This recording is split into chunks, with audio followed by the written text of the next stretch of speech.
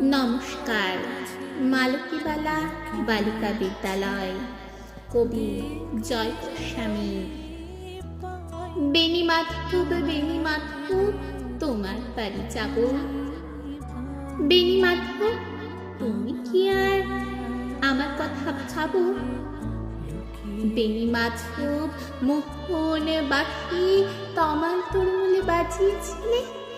আমি তখন মালতী স্কুলে ডেস্কে বসে অঙ্ক করে, ছোট্ট ক্লাস ঘর, বাইরে দিদিমণির পাশে দিদিমণির বর।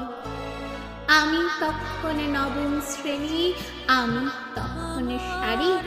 আলাপ হলো বেণী মাধব সুলেখাদের বাড়ি।